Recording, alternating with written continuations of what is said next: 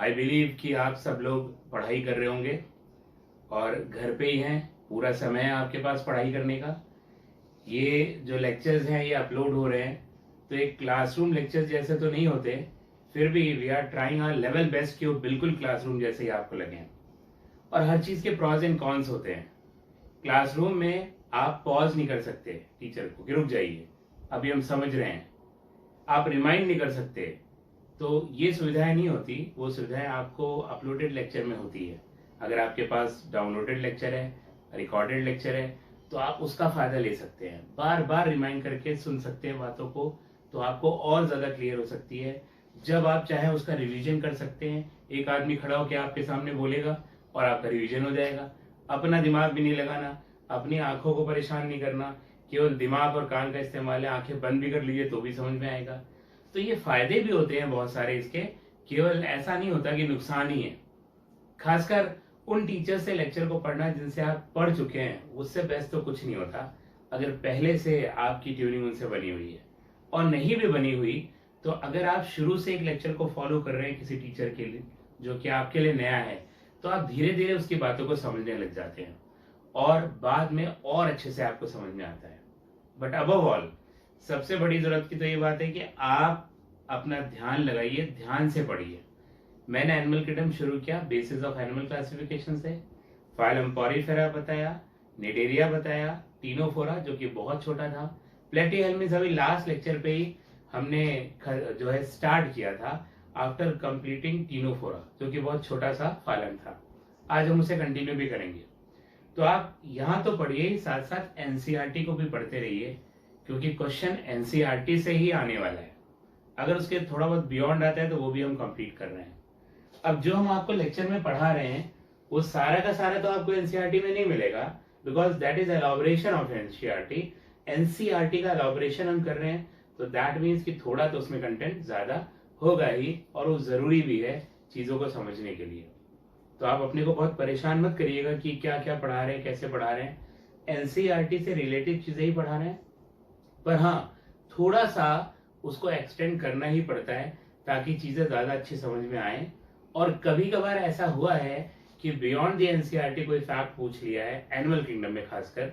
अभी रिसेंटली 2-3 साल पहले पूछा था, जहां से पूछा था मैं आपको बताऊंगा जब उस फाइलम पे आऊंगा तब, जो कि एनसीईआरटी में नहीं गिवन था, फिर भी पूछा गया। इसीलिए हमें थोड़ा सा उससे बियॉन्ड पढ़ना पड़ेगा। उसमें कोई परेशानी की बात नहीं है, समय हमारे पास पर्याप्त है, इसीलिए हम पढ़ सकते हैं।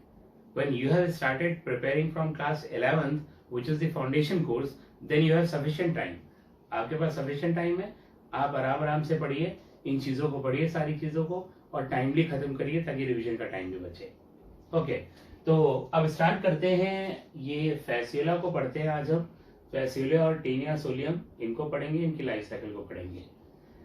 फैसियोला द लिवर फ्लूक, क्योंकि ये लीवर में रहता है इसीलिए इसको लिवर फ्लूक कहते हैं। एक्चुअली ये बाइल डक्ट में रहता है लीवर के, bile duct of liver of sheep and goat. Sheep और गोट के लिवर के बाइल डक्ट में होता है, तो हम इसे लिवर फ्लूक कहते हैं। यहाँ उसी फैसियोला की लाइफ साइकिल डिस्कस कर रहे हैं जिसे कहते हैं फैसियोला हेपाटिका। तो ये लाइफ साइकिल किसकी है? फैसियोला हेपाटिका की लाइफ साइकिल हम डिस्कस करेंगे यहाँ पे, ठीक है, जो कि शीप और गोट में होता है पैरासाइट। पहले हम इसके एडल्ट फॉर्म को देख लेते हैं। एडल्ट फॉर्म को अगर आप देखिए तो adult form has got 2 suckers, oral sucker and ventral sucker. These suckers are organs of attachment, that means they attaches the fasciola with the host. ये होस्ट के साथ अटैच करके रखता है। साथ ही साथ जो ओरल सकर है उसके बीचों बीच माउथ है। इसका मतलब इस सकर का काम इंजेक्शन ऑफ फूड भी हो गया। ये फूड लेने में भी हेल्प करता है और साथ ही साथ अटैचमेंट का काम तो करता ही है। यहाँ अगर आप देखिए तो ये ग्रीन कलर से इसका एलिमेंट्री कैनाल बनाया है जो कि इनकम्प्लीट है। आपको बता दिया प्लेटीहेल्मिन्स में एलिमेंट्री कैनाल क्या होता है? इनकम्प्लीट अगर वो होता है तो, और अगर नहीं होता टेपफॉर्म में जैसे, तो बॉडी सरफेस से फूड को एब्सॉर्ब कर लेते हैं। तो यहाँ पे एक गोनोपोर दिखाई दे रहा है। एक्चुअली कॉमन जो है जेनाइटल पोर है मेल और फीमेल का, जिसके थ्रू गैमीट्स जो है ये रिसीव करता है या गैमीट को दूसरे को दे सकता है, दोनों काम कर सकता है। यहाँ पर एक्सक्रीटरी पोर है। Excretory pore, this is the pore of protonephridia with flame cells. जो प्रोटोनेफ्रिडिया है इसमें एक्सक्रीटरी ऑर्गन, ये उसका पोर है। डोंट बी कंफ्यूज्ड, ये एनस नहीं है। Anus is absent in Fasciola और in Platyhelminthes because they have blind sac body plan. तो एक्सक्रीटरी पोर क्या है? प्रोटोनेफ्रिडिया विद फ्लेम सेल का पोर है, ना कि ये एलिमेंट्री कैनाल का एग्जिट है या एनस, वो नहीं होता। ठीक है, अब जरा लाइफ साइकिल को पढ़ते हैं। होता क्या है, शीप या गोट वो रिवर के जो किनारे है वहां पे ग्रास को ग्रेस करने आती हैं। जब वो ग्रास को ग्रेस करने आती हैं तो ग्रास पे उनका इंतजार करते रहते हैं मेटा सर्केरिया लार्वा। ये जो है मेटा सर्केरिया लार्वा है। जब ये ग्रेस करती हैं ग्रासेस को तो साथ ही साथ मेटा सर्केरिया लार्वा को भी इंजेस्ट कर लेती है। ये मेटा सर्केरिया लार्वा शीप के एलिमेंट्री कैनाल में पहुंचता है और वहां इसके ऊपर ये जो सिस्ट है वो डिसॉल्व हो जाती है। और सिस्ट के डिसॉल्व होने के बाद ये एडल्ट फेसियोला ये उसमें आ जाता है। ये एडल्ट फेसियोला वहां से माइग्रेट करके जो लिवर होता है उसके बाइल डक्ट में जाके पैरासाइट बनता है। इसीलिए हम कहते हैं कि ये एक डिजीज कॉज करता है जिसे कहते हैं लीवर रॉट। ये डिजीज कौन सी कॉज करता है? Liver rot disease. ये डिजीज का नाम है जो फेसियोला हेपेटिका कॉज कर रहा है because it lives in bile duct of liver. ठीक है, ये बाइल डक्ट में इसका ये एडल्ट स्टेज है। ये शीप या गोट इसका क्या हो गया? Primary host. मैं आपको बता दूं, प्राइमरी होस्ट वो होता है जहां पे पैरासाइट की एडल्ट स्टेज होती है, या यूं कहिए जहां पे पैरासाइट सेक्सुअल रिप्रोडक्शन परफॉर्म करता है, वो उसका प्राइमरी होस्ट होता है। और सेकेंडरी होस्ट में अगर किसी तरह का रिप्रोडक्शन करेगा भी ये पैरासाइट तो वो क्या होगा? एसेक्सुअल, वो सेक्सुअल रिप्रोडक्शन नहीं होता। तो अकॉर्डिंग टू डेफिनेशन आप समझ गए, प्राइमरी होस्ट वो जहां पर सेक्सुअल रिप्रोडक्शन होता है। ठीक है, तो यहां पर शीप और गोट वो प्राइमरी होस्ट है। ये एडल्ट जो है सेक्सुअल रिप्रोडक्शन करेंगे। और यहाँ पे होता क्या है कि जो फेसियोला हेपेटिका है वो हर्माफ्रोडाइट है। क्या है? Hermaphrodite. Hermaphrodite. Male and female sex organs are present in similar organism. तो इसमें होता क्या है कि everted cirrus of one fluke penetrates Laurer's canal of another and deposits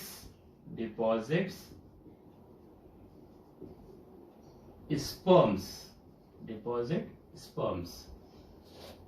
समझा देता हूं मतलब क्या है। Averted Cyrus is the copulatory organ of male. अब यहाँ पे मेल फीमेल दोनों एक ही ऑर्गेनिज्म में होते हैं, दोनों सेक्स ऑर्गन। इसीलिए जब दो ऑर्गेनिज्म आएंगे तो एक मेल की तरह बिहेव करेगा, एक फीमेल की तरह। मैं आपको पहले ही बता चुका हूं कि भले हर्माफ्रोडिटिज्म हो, मेल फीमेल सेक्स ऑर्गन एक ही ऑर्गेनिज्म में हो, मगर क्रॉस फर्टिलाइजेशन को प्रेफर करते हैं maximum animals to gain maximum variation, ज्यादा वेरिएशन के लिए। तो यहाँ पर एक मेल की तरह ऐड करेगा, एक फीमेल की तरह। जो मेल का कॉपुलेटरी ऑर्गन है उसे कहते हैं साइरस। तो साइरस एवर्ट होके फीमेल जेनिटल पोर में पेनिट्रेट करेगा। फीमेल जेनिटल पोर को हम कह रहे हैं लॉरर्स कैनाल। लॉरर्स कैनाल के अंदर ये पेनिट्रेट करके स्पर्मेटोजोन डिपॉजिट कर देगा। दैट मीन्स जो फीमेल जेनिटल पोर है, कैनाल है, वो लॉरर्स कैनाल है, और मेल जो कॉपुलेटरी ऑर्गन है वो है साइरस। ठीक है, तो एक बार स्पर्मेटोजोन जो है वो डिपॉजिट हो गया तो फाइनली उसमें फर्टिलाइजेशन होगा, और फर्टिलाइजेशन के बाद बनता है एग। ये एग अब जो है शीप या गोट के अंदर डेवलप नहीं करता, और ये एग जो है उनके फीसेस के साथ इजेक्ट आउट हो जाता है, बाहर चला आता है। ठीक है, अब एग को जरा देखें तो एग में ये एम्ब्रियो है, ये योक सेल्स उसको सराउंड कर रही है। ये योक की जगह जो है योक सेल्स प्रेजेंट है। बात वही है, न्यूट्रिशन प्रोवाइड करेंगे। ज्यादातर एग में क्या होता है कि embryo is surrounded by yolk, but here the embryo is surrounded by yolk sales.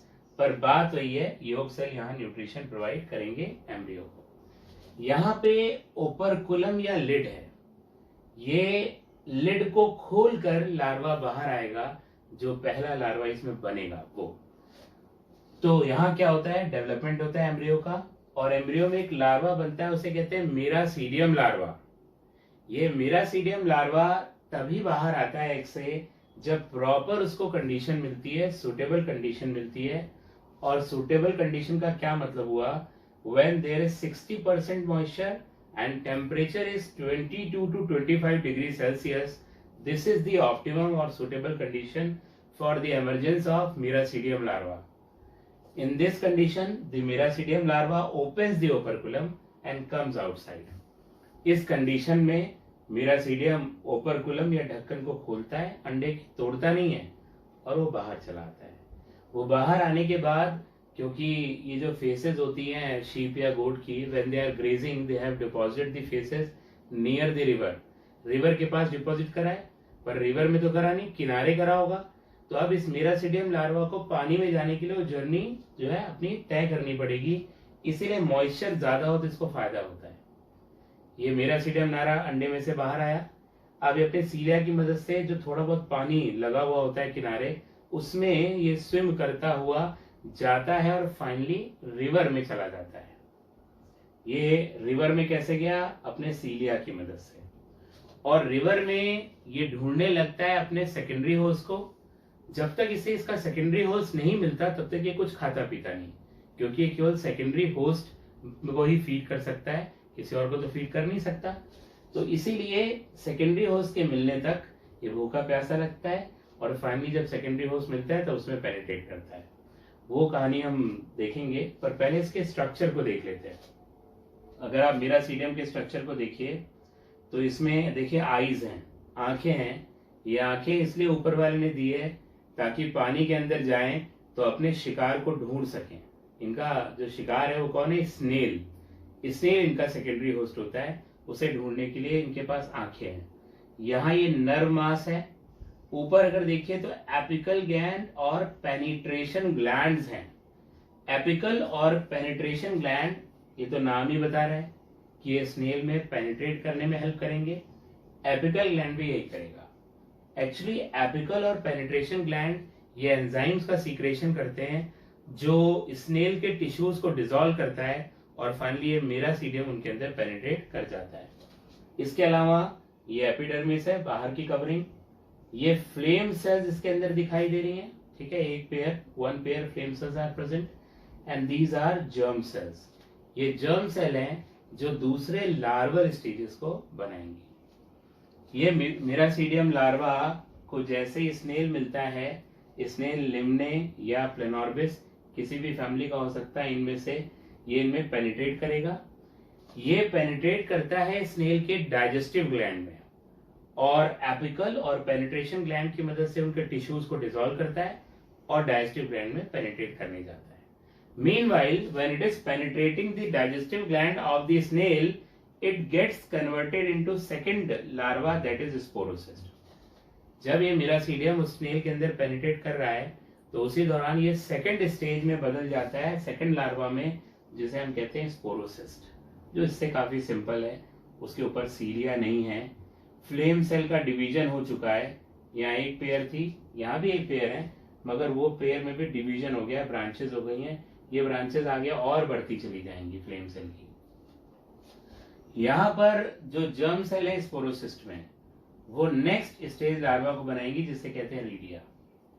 जब मीरासीडियम पेनिट्रेट करके स्नेल में आया तो बन गया स्पोरोसिस्ट। ये स्पोरोसिस्ट स्नेल पे फीड करेगा। ये तो आते ही कन्वर्ट हो गया स्पोरोसिस्ट में, तो इसको फीड करने का मौका नहीं मिला, because miracidium while penetrating into the snail changes into sporocyst. ये स्पोरोसिस जो है ये फीड करेगा स्नेल पे, और इसके अंदर जो जर्म सेल्स हैं उससे next larval stage 5 to 8 redia larvas they are found. ये जो रीडिया लार्वा बनते हैं ये यहां से, इस जगह से, जिसे हम कहते हैं बर्थ पोर, ये इसका बर्थ पोर है, इस बर्थ पोर से बाहर आते हैं। क्या होता है कि फीड करते करते ये स्पोरोसिस स्नेल की सरफेस पे आते हैं और रीडिया निकल के बाहर आता है और फाइनली ये रीडिया भी फीड करता है किस पे, स्नेल पे। रीडिया भी स्नेल पे जो है फीड कर रहा है। रीडिया और sporocyst both are feeding on snail. क्या समझा आपने? माइरेसिडियम चेंज हुआ स्पोरोसिस्ट में, स्पोरोसिस्ट से बने रीडिया, खुद स्पोरोसिस्ट और बने हुए रीडिया, ये सब स्नेल पे फीड करते रहेंगे, स्नेल पे फीड करते रहेंगे। रीडिया को अगर आप देखिए तो शेप चेंज हो चुका है, लैपेट्स हैं इसके पास जिसकी मदद से और बढ़िया क्रॉल करता हुआ बिल्कुल स्नेल के ऊपर आ जाएगा, जैसे कि पानी में जंप करने वाला। पर ये पानी में जंप नहीं करेगा, जंप कोई और करेगा। होता क्या है कि ये बिल्कुल सरफेस पे आ जाता है। इसके अंदर जर्म सेल्स बना रही हैं सर्केरिया लार्वा और बर्थ पोर से सर्केरिया लार्वा बाहर पानी में आ जाते हैं और पानी में वो स्विम कर सकते हैं because they have got tail. Structure वैसा ही है पहले जैसा। आपको यहाँ ओरल और वेंट्रल सकर भी दिखाई देने लगा है। ओरल और वेंट्रल सकर, ये फ्लेम सेल और डिवाइड कर चुके हैं। ये टेल है सर्केरिया में which will help them in swimming. Actually ये सीलिया से स्विम कर रहा था, ये टेल से, इसीलिए मिरासीडियम और सर्केरिया पानी में पाया जाएगा। ये दोनों कहां पाए जाएंगे? स्नेल में। यहां पर ये स्विम करता हुआ जाता है और समुद्र के किनारे, सॉरी रिवर के किनारे, फ्रेश वाटर के किनारे जो ये ग्रासेस हैं उनके ऊपर चिपक जाता है। और इसमें ये ग्लैंड्स हैं जिन्हें कहते हैं साइटोजीनस ग्लैंड्स। ये साइटोजीनस ग्लैंड स्वेल करते हैं। जब ये स्वेल करते हैं तो इसके अराउंड सिस्ट बन जाता है जो इसको किसी भी एडवर्स कंडीशन से बचाता है। जब सिस्ट का फॉर्मेशन हो जाता है और टेल डिसॉल्व हो जाती है, then cercaria is converted into next larva that is metacercaria. ये नेक्स्ट लार्वा में बदल जाता है जिसे कहते हैं मेटा सर्केरिया। ये मेटा सर्केरिया ग्रासेस पे वेट कर रहा है अपने शिकार का, जो कि शीप या गोट होगी। जब वो ग्रेस करने आएगी तो ग्रासेस के साथ इन्हें भी ग्रेस कर जाएगी और फाइनली इन्फेक्शन उसमें फैलाएंगे। तो ये बात हो गई पूरी लाइफ साइकिल, हमने बात की किसकी? फैसुला हेपाटिका की। अब कुछ और टर्म्स की बात करते हैं। आपने देखा कि जो जर्म सेल्स हैं ये डायरेक्ट दूसरे लार्वास बना रही हैं। ये जर्म सेल जो स्पोरोसिस की जर्म सेल है उसने रीडिया बनाए 5 से 8। ऐसे ही रीडिया में जो जर्म सेल्स हैं उन्होंने कई सारे सर्केरिया बनाए और ये इन्होंने बनाया माइटोटिक डिवीजन से। इसका मतलब आप कह सकते हो कि जर्म सेल्स के पास कैपेबिलिटी है लार्वा बनाने की। किसके पास कैपेबिलिटी होती है कोई ऑर्गेनिज्म बनाने की? जाइगोट के पास। एक्चुअली ये जर्म सेल्स डायरेक्ट डिसेंडेंट्स हैं जाइगोट के। आप यूं कह सकते हो कि जाइगोट टूटा, कुछ सेल्स अलग चली गई और जाइगोट ने बना दिया मेरासीडियम, और ये सेल मेरासीडियम के अंदर ही है। किसकी सेल है? जाइगोट की। और ये सेल और दूसरे लार्वा को बनाती चली जा रही है। ये जो फिनोमिनन है, इस फिनोमिनन को हम कहते हैं पॉली एम्ब्रियोनी। इसका मतलब जब कई सारे जो एम्ब्रियो बने, क्योंकि मेरासीडियम से स्पोरोसिस, स्पोरोसिस से कई सारे रीडिया, रीडिया से कई सारे सर्केरिया, यही पॉली एम्ब्रियोनी है। Means many embryos are formed from this germ cell. तो जरा इस बात को आप लिख भी लीजिए। Germ cells are direct descendants of zygote. Germ cells are direct descendants of zygote. Direct descendants of zygote. They form Redia larva in sporocyst and Cercaria larva in Redia. Redia larva in sporocyst and Cercaria larva in Redia. Full stop. This process is known as polyembryony. This process is known as polyembryony. ठीक है। अब 1000 बात की एक बात, क्या question इससे पूछा जाता है? That is the most important thing, क्योंकि हम यहाँ पढ़ाई जो है ना वो एग्जाम को क्वालिफाई करने के लिए कर रहे हैं, वही हमारा प्राइम मोटिव है। कोई बहुत ज्ञानी बनने के लिए नहीं कर रहे। तो सबसे जरूरी बात ये होनी चाहिए कि क्या क्वेश्चन आएगा। देखो, इससे क्वेश्चन जो आज तक आया है, जो आगे भी आने की संभावना है, वो मैं बात कर देता हूँ उसकी। ताकि आपको सारे स्ट्रक्चर याद रखने पड़े। आपको सारे स्ट्रक्चर बताए इसलिए जाते हैं कि चीजें आपके जहन में सही से बैठ जाएं। ऐसा होता नहीं कि वो लैपेट्स के बारे में पूछने लगे, पेड़ के बारे में इसकी पूछने लगे, मगर फिर भी ये बताया जाता है, तभी आपको चीजें सही से समझ में आती हैं। तो बात करते हैं क्वेश्चन की सीधी सी। देखो सबसे पहला क्वेश्चन तो ये आएगा कि प्राइमरी होस्ट कौन है फैसिला अर्पाटिका का, शीप या गोट। दूसरा क्वेश्चन आएगा सेकेंडरी होस्ट कौन है, स्नेल। ठीक है। तीसरा क्वेश्चन आएगा which of the following larval stage is infective to primary host, metacercaria. This is the larval stage which is infective to primary host. And which larval stage is infective to secondary host. Secondary host को कौन सी larval stage infect करती है, ये, क्योंकि snail में कौन जाता है, ये, मतलब कौन, मेरासीडियम। ठीक है। इसके अलावा जो क्वेश्चन बनेगा वो ये लार्वा की स्टेजेस पूछ सकता है ऑर्डर में, वो तो आपको याद रखनी ही पड़ेगी, भले उसका स्ट्रक्चर ना याद रखें। तो क्या है, क्या एग में से मेरासीडियम, पहला लार्वा मेरासीडियम, उससे बना स्पोरोसिस्ट, उससे बना रीडिया, रीडिया से बना सर्केरिया, सर्केरिया से बना मेटासर्केरिया, और मेटासर्केरिया एडल्ट में कन्वर्ट हो गया। तो आप समझ गए क्या क्या क्वेश्चन याद रखना है। प्राइमरी होस्ट कौन है, सेकेंडरी होस्ट कौन है, प्राइमरी होस्ट को कौन सा लार्वा इन्फेक्ट करता है, सेकेंडरी होस्ट को कौन सा लार्वा इन्फेक्ट करता है, and what is the cycle of या order of formation of the larva, that is miracidium, sporocyst, redia, cercaria and metacercaria. मेरे ख्याल से आप बात को समझ गए होंगे। तो आप इसे ड्रॉ कर लीजिए और फिर हम पढ़ते हैं जो है टीनिया सोलियम और उसकी लाइफ साइकिल को। ठीक है। तो अब पढ़ते हैं टीनिया सोलियम को। ठीक है। टीनिया सोलियम को अगर हम देखें तो इसे हम कहते हैं टेप वॉर्म। टेप वॉर्म क्योंकि ये फ्लैट होता है बिल्कुल टेप की तरह, ऐसे इसकी लेंथ होती है, इसीलिए इसे हम टेप वॉर्म कहते हैं। इसके अगर बॉडी पार्ट्स की बात कीजिए तो ये स्कॉलेक्स है। इसको हेड कहना सही नहीं होगा क्योंकि इसमें सेंस ऑर्गन्स नहीं है, और हेड वो होता है, इसमें सेंस ऑर्गन होता है, ब्रेन होता है, ये सब चीजें होती हैं। स्कॉलेक्स के बाद नेक, और नेक के बाद जितने भी सीडो सेगमेंट्स हैं, फॉल सेगमेंट्स हैं, उन्हें हम कहते हैं स्ट्रोबायला। ये जो स्ट्रोबायला होता है that consist of 800 to 1000 proglottids और सीडो सेगमेंट्स। जो सीडो सेगमेंट्स हैं उनको हम कहते हैं प्रोग्लॉटिड्स। ये 800 से 1000 हो सकते हैं। ठीक है। ये जो स्ट्रोबायला या प्रोग्लॉटिड्स हैं उनकी अगर हम बात करें तो 200 सेगमेंट के बाद लगभग 250 तक, 200 to 250 या आप 249 कह सकते हो प्रिसाइजली, मगर वो वेरिएबल होते हैं। 200 से 250 तक लगभग इनमें केवल मेल रिप्रोडक्टिव सिस्टम प्रेजेंट होता है। ऐसे प्रोग्लॉटिड को हम कहते हैं इमेच्योर प्रोग्लॉटिड्स। 250 से 650 तक, 250 to 650 मेल फीमेल दोनों सेक्स ऑर्गन्स प्रेजेंट होते हैं, तो उन्हें हम कहते हैं mature proglottids. But after 650th segments onward, इसमें जो प्रोग्लॉटिड्स हैं उन्हें हम कहते हैं gravid proglottids, because these proglottids they are filled with fertilized eggs.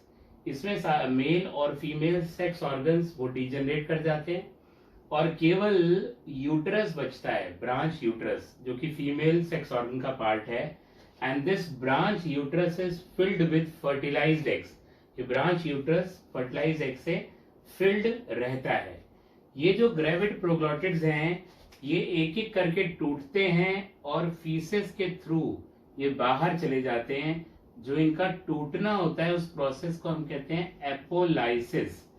Apo का मतलब एपिकल, किनारा, और लाइसिस का मतलब टूटना, मतलब एक एक करके ग्रेविड प्रोग्लॉटिड्स टूटते चले जाते हैं। This process is known as apolysis. ठीक है। तो एपोलाइसिस आप समझ गए होंगे कि detachment of gravid proglottids one by one is apolysis, and these gravid proglottids they pass outside via faeces of humans.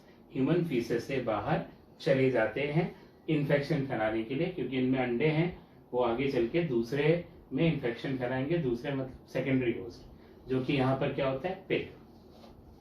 अगर स्कॉलिक्स को आप देखिए तो स्कॉलिक्स का रीजन इस तरह से होता है इसमें बीच में ये रोस्टेलम है which is surrounded by 2 rows of hooks. इसमें 2 rows होती हैं हुक्स की, 22 से 32, 22 to 32 कर्ड हुक्स होते हैं। ये हुक ऑर्गन ऑफ अटैचमेंट होते हैं, अटैचमेंट करते हैं। और इनमें एक छोटे हुक्स की रो है और एक थोड़े बड़े हुक्स की रो है। Small and large hooks are present and their number is variable 22 to 32। ये ऑर्गन्स ऑफ अटैचमेंट है, अटैच करके रखते हैं इसको इंटेस्टाइन से। यहाँ ये 4 सकर्स हैं, 3 दिखाई दे रहे हैं, चौथा पीछे, इसमें चारों दिखाई दे रहे हैं। ये 4 सकर्स, ये भी सेम ही है, 4 सकर्स इसमें प्रेजेंट होते हैं which are also organs of attachment. तो आपने देखा अटैचमेंट के लिए दोनों चीजें हैं, हुक्स और सकर्स। 22 से 32 हुक्स बिल्कुल इंटेस्टाइन को पकड़ के रखते हैं, साथ ही साथ सकर्स भी अटैच करते हैं। तो अटैचमेंट बहुत फर्म होता है और फर्म होना भी चाहिए, क्योंकि इतने से ही अटैचमेंट से पूरी बॉडी हैंग करती रहती है। यहाँ अटैचमेंट के लिए कुछ नहीं है, पूरी बॉडी इसी अटैचमेंट से सपोर्टेड रहती है। और ये अटैचमेंट इतना फर्म होता है कि ये हैंग करते रहते हैं इंटेस्टाइन से, वहां से फूड जाता है, वहां वाटर भी जाता है, मगर ये अटैचमेंट छूटता नहीं इनका, और ये फर्मली पकड़ के रखते हैं इंटेस्टाइन को। और उसका कारण आप समझ ही गए, hooks and suckers both are the organs of attachment in tapeworm. यहाँ जो नेक होती है वहां पर स्ट्रोबाइलेशन होता है। स्ट्रोबाइलेशन का मतलब फॉर्मेशन ऑफ न्यू सेगमेंट्स। नेक में नए नए सेगमेंट का फॉर्मेशन हो रहा है। क्यों ये जरूरी है? क्योंकि यहाँ से एक एक सेगमेंट टूट रहा है, धीरे धीरे तो ये टेपवर्म ही खत्म हो जाता है, मगर ऐसा होता नहीं, क्योंकि यहाँ से एक सेगमेंट टूटता है तो यहाँ से एक नया बन जाता है। इसका मतलब ये सेगमेंट सबसे ओल्डर है, ये सेगमेंट सबसे नए हैं, इसीलिए तो हम इसे कहते हैं सीडो सेगमेंटेशन, जो कि आपने हमारे फर्स्ट लेक्चर में देखा था, जिसमें हमने आपको बताया था सेगमेंटेशन, और प्रिसाइजली बताया तो सेकंड लेक्चर में हमने सेगमेंटेशन को बताया था, और बताया था why tapeworm has pseudo segments and not true segments, क्योंकि अलग अलग सेगमेंट्स की अलग अलग उम्र होती है, अलग अलग एज होती है यहाँ पे, इसीलिए। ठीक है, ये तो बात हो गई इसके बॉडी फॉर्म की। वो किस तरह से, रिपीट कर देता हूँ, scolex, neck and strobila. And strobila consist of 800 to 1000 segments, and those strobila, they are divided into different types of proglottids. Immature proglottids from 200 segment onward to around 250, mature proglottids 250 to 650, and gravid proglottids which are filled with fertilized egg from 650 onward they are formed, right? तो ये structure है और ये life cycle, वो देखते हैं life cycle इसकी कैसे होती है। ह्यूमन प्राइमरी होस्ट है क्योंकि उसमें एडल्ट स्टेज होती है, साथ ही साथ यहाँ पर सेक्सुअल रिप्रोडक्शन भी होता है। और ये देखिए सेक्सुअल रिप्रोडक्शन कैसे होता है। टेपवर्म ऐसा एनिमल है जो हर्माफ्रोडाइट है, साथ ही ये क्रॉस फर्टिलाइजेशन नहीं करता, सेल्फ फर्टिलाइजेशन ही कर लेता है। ये सोचता है कि कौन क्रॉस फर्टिलाइजेशन करे, एक अकेला काफी है बहुत सारे इंडिविजुअल्स को प्रोड्यूस करने के लिए। तो यहाँ पर जो सेक्सुअल रिप्रोडक्शन है वो सेम प्रोग्लॉटिड में ही हो जाता है, क्योंकि सेम में मेल और फीमेल दोनों हो सकते हैं। अगर हम 250 से 650 सेगमेंट के बीच की बात करें, सीडो सेगमेंट के बीच की बात करें, तो male female both sex organs are present, so they can perform self fertilization. तो सेम प्रोग्लॉटिड में या नेबरिंग प्रोग्लॉटिड में भी कर सकते हैं, पर सेम एनिमल में होगा, इसीलिए फर्टिलाइजेशन को हम क्या कहेंगे, सेल्फ फर्टिलाइजेशन। तो इन्होंने सेल्फ फर्टिलाइजेशन किया, एग्स बने, और एग्स बनने के बाद male female sex organ degenerate कर गया, केवल फीमेल सेक्स ऑर्गन के यूट्रस बचे, ब्रांच यूट्रस, जिसमें फर्टिलाइज एग भरा हुआ है, और ये टूट कर अब बाहर जाने के लिए तैयार है। यहाँ ये टूट कर बाहर जाता है फीसेस के थ्रू। जो फर्टिलाइज्ड एग्स हैं वो इस तरह से ये एक लार्वल स्टेज बनाती है, उसे कहते हैं ऑन्कोस्फीयर। ऑन्कोस्फीयर को अगर हम देखें तो it is covered by cyst, इसके ऊपर ये सिस्ट होती है इसे प्रोटेक्ट करने के लिए। अब ये ऑन्कोस्फीयर जब पिग फीड करती है ह्यूमन फेसेस पे, आप जानते हैं pig feeds upon human faeces, ये ह्यूमन फीसेस पे फीड करती है, तो साथ ही साथ ये फीड कर जाती है ऑन्कोस्फीयर को। ऑन्कोस्फीयर पिग के इंटेस्टाइन में पहुंचता है, इंटेस्टाइन के जो एंजाइम्स हैं वो इसके सिस्ट को डिसॉल्व कर देते हैं। ये सिस्ट बनी क्यों थी? ताकि बाहर ये पड़ा रहे तो बाहर इसमें कोई डेसिकेशन ना हो, डिहाइड्रेशन ना हो, ये मरे ना, तो बाहर फेसेस में जिंदा रहता है। मगर जब पिग के इंटेस्टाइन में पहुंचा तो वहां सिस्ट डिसॉल्व हो गया। सिस्ट डिसॉल्व होने के बाद पिग में, जो कि सेकेंडरी होस्ट है, हेक्साकैंथा लार्वा फ्री हो गया। तो pig is the secondary host, उसने ऑन्कोस्फेयर को इंजेस्ट किया, सिस्ट हटा तो बदल गया हेक्साकैंथा में।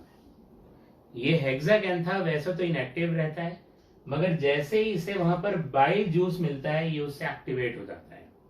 एक्टिवेट होते ही ये इंटेस्टाइनल वॉल्स को बोर करता है, उनमें छेद बनाता है, और वहां से होता हुआ जो स्केलेटल मसल हैं या स्टेटेड मसल पिग की, उसमें पहुंच जाता है।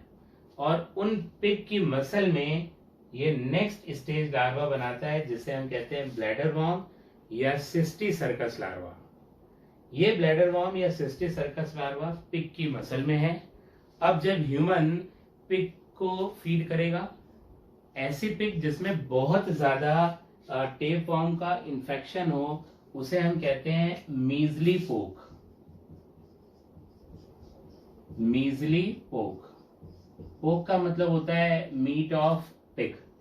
अगर वो हाइवली इन्फेक्टेड है तो उस मीट पे डॉट डॉट डॉट दिखाई देंगे काले से, असल में वो कुछ नहीं होते, ब्लैडर वॉर्म या सिस्टी सर्कस लार्वा ही होते हैं। अगर ऐसे मीजली पोक को ह्यूमन ने सही से नहीं पकाया, अगर सही से कुक कर दें तो ये मर जाएंगे, कोई दिक्कत नहीं है। पर अगर सही से कुक नहीं हुए और एक दो भी बच गए तो ह्यूमन जब उन्हें खाएगा तो ये पहुंचेंगे ह्यूमन के इंटेस्टाइन में, और वहां पे डेवलप करके एडल्ट जो है टीनिया बना देंगे। तो जो बीमारी यहाँ पर होगी वो होगी टीनियासिस, जो एडल्ट टेपवॉर्म कॉज करेगा। तो ये हो गई लाइफ साइकिल, ये टीनियासिस। अब ये अगर किसी के इंटेस्टाइन में है तो उसके फूड को शेयर करेगा, उसके लिए दिक्कत प्रोड्यूस करेगा, मगर ये एक और बड़ी बीमारी कॉज कर सकता है, उसको कहते हैं cysticercosis. And cysticercosis is more dangerous than taeniasis, इससे भी ज्यादा डेंजरस है। कई सारे लोग लेक्चर को पढ़ते हुए सोच रहे होंगे कि हमें क्या, हम तो पिग पे फीड ही नहीं करते, हम तो शाकाहारी हैं या हम मांसाहारी हैं, पर पिग पे फीड नहीं करते तो हमें कोई दिक्कत ही नहीं है। जी नहीं, जो नहीं खाता उसे भी इसका इन्फेक्शन हो सकता है, वो और खतरनाक होता है, उसको कहते हैं सिस्टिसर्कोसिस। वो और खतरनाक है, कैसे हो सकता है? देखिए, अगर ये ऑन्कोस्फेयर लार्वा ह्यूमन की फेसेस में है, और ह्यूमन की faeces if they are deposited on the ground, ऐसा होता है where modern sanitary conditions are lagging, especially villages, the human faeces are deposited on the ground and if they are containing oncosphere larva that can also infect the human directly, not through pig. अगर pig के through होता तो taeniasis होती, कम खतरनाक है, कोई दिक्कत नहीं है, इंटेस्टाइन में दवाइयां खत्म हो जाएंगे। अगर इन फेसेस पे जो है मॉथ, हाउसफ्लाई वगैरह बैठी और उन्होंने ऑन्कोस्फेयर लार्वा को ह्यूमन में डायरेक्ट ट्रांसपोर्ट कर दिया, उसके फूड और ड्रिंक को कंटेमिनेट कर दिया, तो ह्यूमन से ऑन्कोस्फेयर है, ऑन्कोस्फेयर डायरेक्ट ह्यूमन में, और ह्यूमन में जाने के बाद वही पाथ फॉलो करेगा, वो ये ह्यूमन में बनाएगा वही हेक्साकैंथा, और ये हेक्साकैंथा ह्यूमन मसल में चले जाएंगे और वहां पे सिस्टी सर्कस लार्वा बनाएंगे, जो कि पिग में बना रहे थे। तो यहाँ पे इन्होंने बना लिया सिस्टी सर्कस, और ये जो बीमारी है ये बहुत डेंजरस है, इसे कहते हैं cysticercosis, which is more dangerous than taeniasis, क्योंकि ह्यूमन की मसल में चला गया, इसका इलाज करना बहुत मुश्किल है, और तब और डेंजरस हो जाता है जब ह्यूमन के ब्रेन में चला जाए, वहां जगह जगह सिस्ट बना ले, क्योंकि सिस्ट के आगे डेवलप नहीं करेगा, सिस्ट के आगे तभी डेवलप कर सकता है जब एलिमेंट्री कैनाल में पहुंचे, और ह्यूमन की मसल से तो पहुंच नहीं सकता किसी के एलिमेंट्री कैनाल में, क्योंकि ह्यूमंस पे तो कोई फीड करता नहीं है, और ह्यूमन में कैनाबिलिस भी नहीं है कि ह्यूमन पे फीड करे। हाँ, आप सोचो कोई और एनिमल फीड कर ले तो डेफिनेटली उसके इंटेस्टाइन में जा सकता है, बाय चांस एक्सीडेंटली कोई एनिमल ह्यूमन पे फीड कर ले, जंगल में जाए, है ना, इस तरह का हो सकता है, मगर जब तक ह्यूमन में है उसकी मसल में, इसका इलाज भी कठिन है, और अगर ब्रेन में चला गया तो बहुत कठिन है, क्योंकि फिट्स आएंगी, दिक्कतें आएंगी, बहुत प्रॉब्लम होगी। बात समझ गए? तो आप ये लाइन लिख सकते हो कि cysticercosis is more dangerous than taeniasis. ये बहुत ज्यादा डेंजरस है अगर हम टीनियासिस की बात करें उसके कंपैरिजन में। ठीक है, यहाँ पे कुछ और बातें बता देते हैं। जो इकिनोकोकस ग्रैनुलोसा या डॉग टेपवॉर्म था, उसमें इन प्रोग्लॉटिड्स का नंबर जो था वो केवल 4 था। स्ट्रोबाइला में केवल 4 प्रोग्लॉटिड्स थे, जो कि यहाँ 800 से 1000 है। और जो टीनिया सेगिनेटा था उसके अंदर प्रोग्लॉटिड्स का नंबर इससे बहुत ज्यादा होता है, 1000 से बहुत ज्यादा, 2000 उससे ज्यादा, इसीलिए वो लार्जेस्ट टेपवॉर्म होता है। ठीक है, एक और पॉइंट यहां पर हम डिस्कस कर लेते हैं। अगर हम बात करें